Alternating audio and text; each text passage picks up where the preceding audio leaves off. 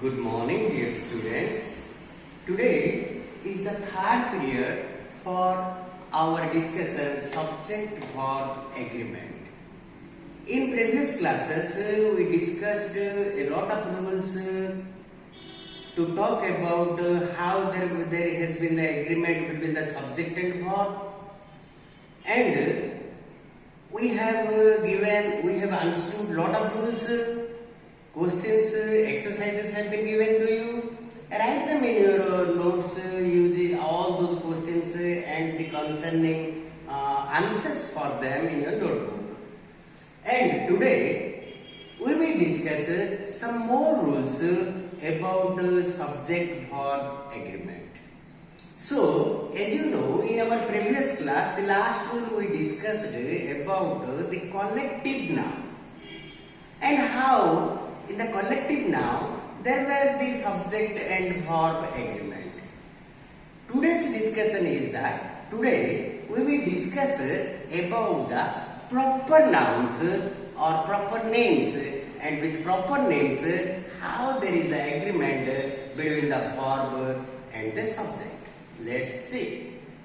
Here you see, when we talk about the proper nouns can be the name of a book, can be the name of an organization, or can be the name of a country.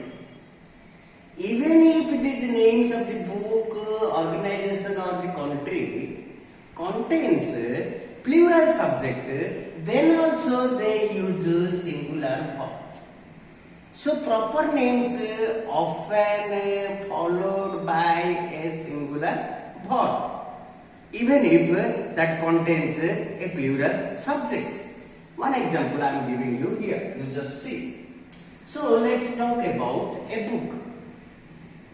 The Arabian Nights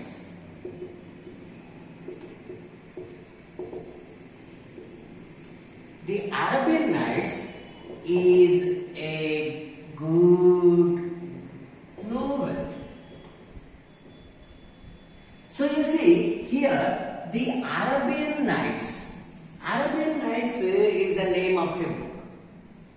In this title of this book, it contains nights. That means it is a plural subject. Despite it is a plural subject, it is talking about in totality, it's one book. Therefore, the entire book, even it contains a plural subject, it has used a singular verb. Similarly, if we talk about an organization, for example, you see the United Nations. Generally, we say the UN. United Nations. You see, this United Nations seems to be a plural name, but it is the name of an organization, global organization, where we must use is the world body. The United Nations is the world body that helps globally, internationally, those people suffering in different ways. Therefore, this is an organization. If it contains a plural noun, but it is a proper name, because the entire organization is a proper name. The United Nations is a proper name, but it contains a plural noun, despite the fact that we have used a singular verb. Similarly, such organizations like you see NAM, non-aligned movement, and similar such many organizations are available in the world. Those contains plural nouns, but they often use singular verbs. Therefore, now we understood that a book, its proper name as well as an organization, it is a proper name that often follows a singular verb. despite the fact that this book, name of the book, name of the organization contains plural names, still they use singular verb. Similarly, let me tell you another example about the country. Similarly, let's talk about a country. Here, the United States is a powerful country. Here you see the United States means United States of America. The United States is a powerful country in the world. How it is? Because it is the name of a country. It is a proper name. It contains a plural name. Despite the fact that it contains a plural name, it is talking about one country and it is the proper name. Therefore, we have used singular verb with this. Similarly, you can use the UAE. UAE has a lot of oil. You see, UAE is the name of a country. Union of Arabian Emirates. So this Emirates no doubt contains a plural name, still then it has used a singular verb to make the agreement between the subject and the verb. Therefore, from this rule, we understood that the proper names of a book or an organization or a country often uses a singular verb despite the fact that the names contain plural names. Okay? So let's discuss the next rule. So for the next rule is concerned, here some phrases that express an amount, a quantity, a period of time, a unit of distance often uses a singular verb as well as a plural verb. How? Let's discuss. So, when we talk about an amount, if this amount and everything is taken as a single unit, then we use singular verb. If we use multiple units, that means plural units, then we use plural verb with them. Then only we have the agreement between the verb and the subject and our sentence is grammatically correct. Let's discuss one example. Here you see 1,000 rupees. 1,000 rupees is not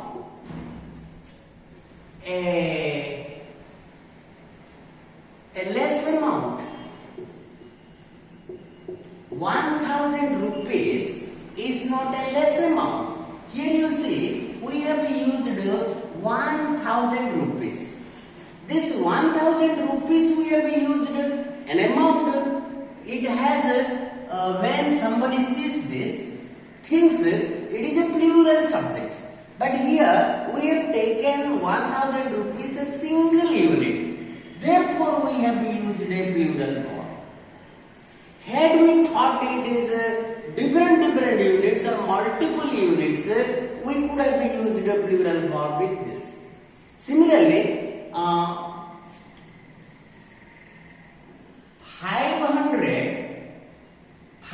liters of petrol is sufficient to reach at Bhubaneswar. You see, 5 liters of petrol. When we talk about the 5 liters of petrol here, it seems like a plural subject, but it is used singular form because we have taken the entire quantity a single unit. Therefore, we used a singular form with this. So, we are not thinking this 5 liters of petrol as a disintegrated unit, that means multiple units. Therefore, we have taken this in totality 1 unit, single unit. Therefore, we have used a singular verb with this. Let's talk about 5 years. 5 years is not a small period. 5 years is not a small period. 5 years is not a small period. You see here the 5 years we are talking about, we have taken a single unit.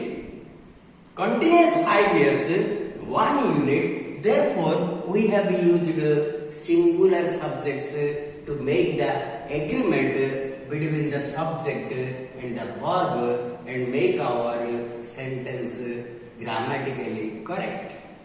But similarly, you see, we can say 7 kilometers.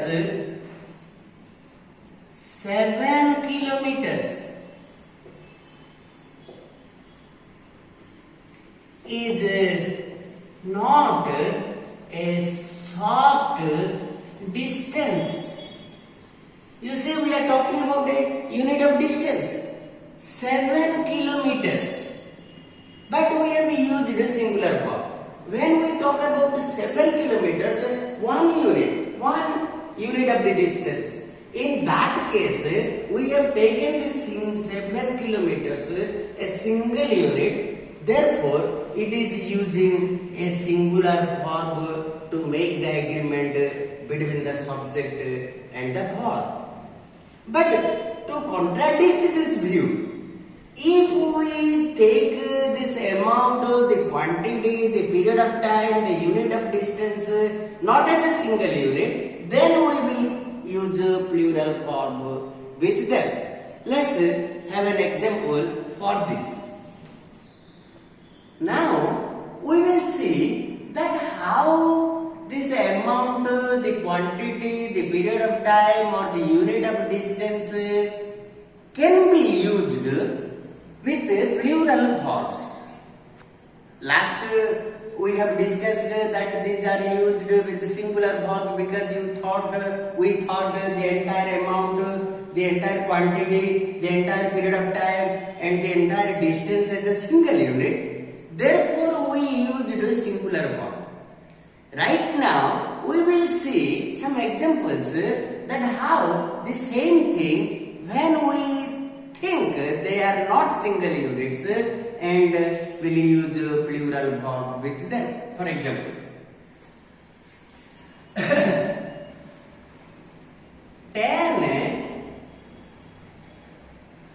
10 gold coins.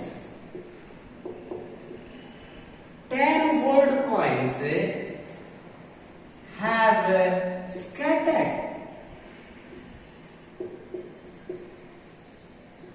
on the floor.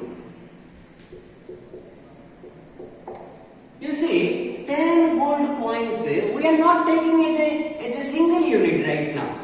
We are thinking there are multiple units. Here is a gold coin, there is a gold coin, there, everywhere. 10 different gold coins have scattered on the floor. So here we have taken this 10 gold coins an amount, not a single unit, but a multiple unit, a plural unit. Therefore, we have used a plural verb to make the agreement between the subject and the verb. Similarly, let's say I am telling you 5 kilometers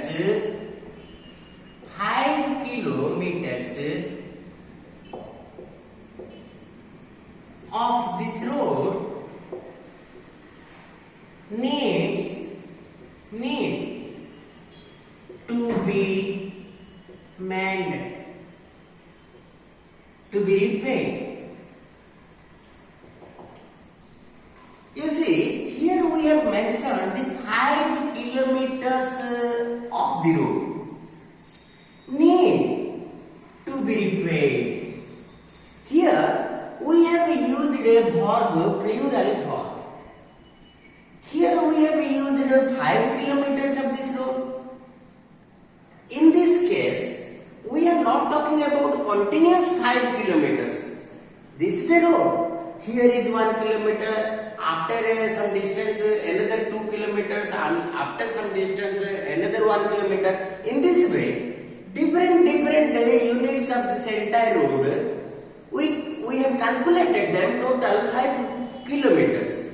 Therefore, we are not taking this as a single unit. It is a multiple unit, a plural unit. Therefore, we have used a plural verb need with that. Therefore, here when we thought that this 5 kilometers of this road is not a single unit, they are multiple units, they are plural units. Therefore, we have used a plural verb to make the agreement between the subject and the verb. Okay, so there are several rules, several examples for this, and you will get all those examples, including the exercises. You will write them in your notebook. Let's discuss the next rule. Okay? Okay? Here is another rule for making the subject and verb agreement. See, sometimes we get confused time to time.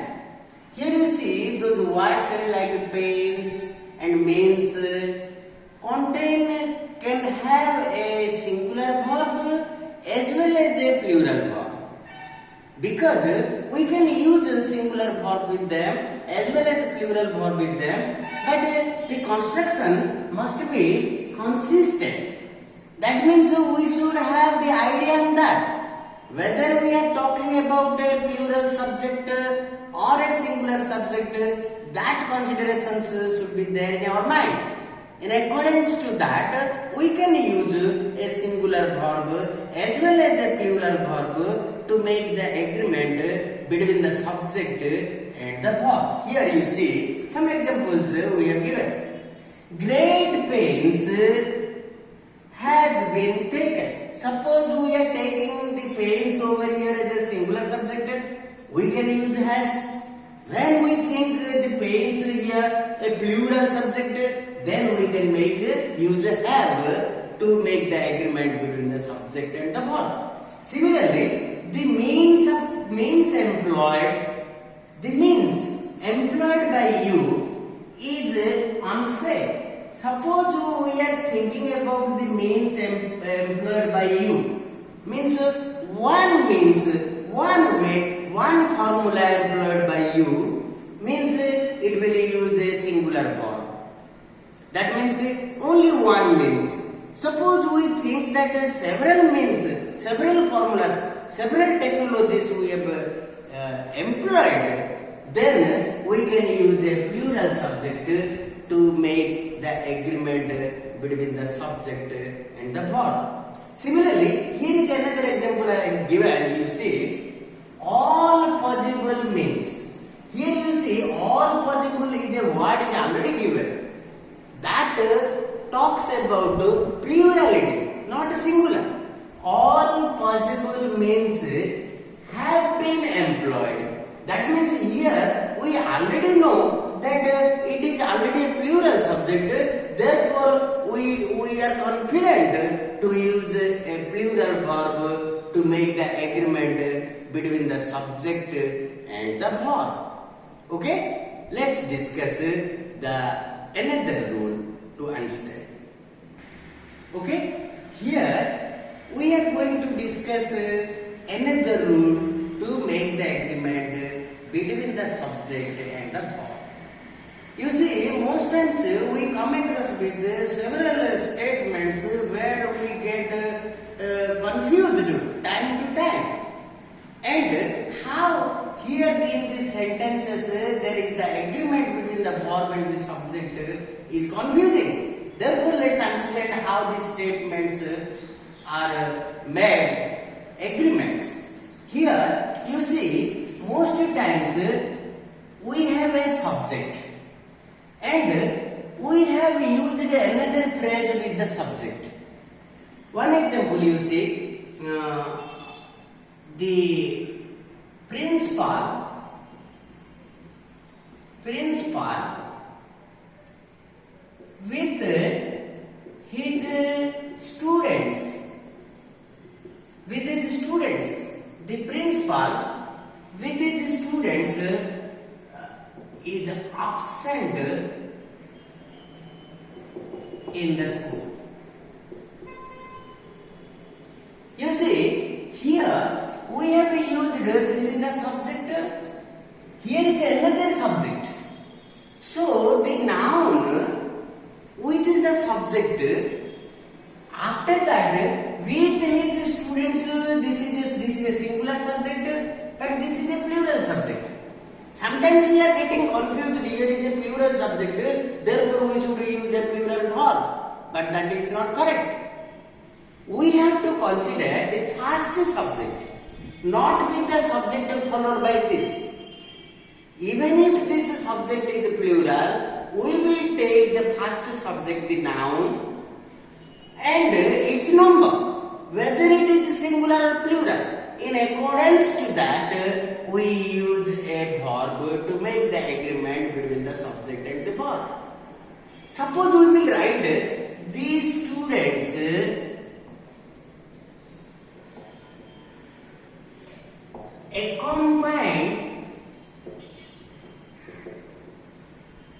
accompanied by their principal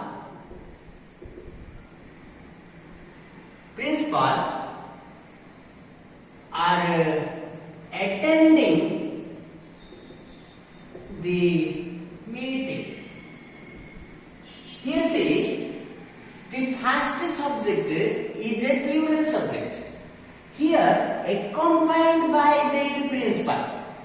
Here the principal is added with this, including this word accompanied by the principal, means we are not taking this into our account, and our verb is not in accordance to this.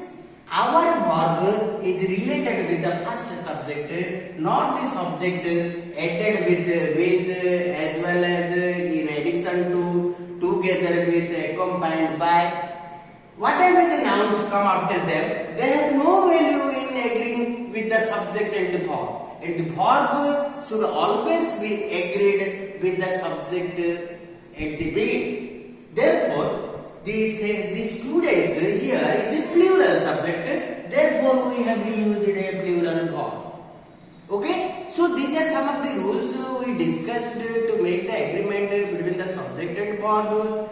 The exercises will be sent to you so that you will write the questions as well as answers of them.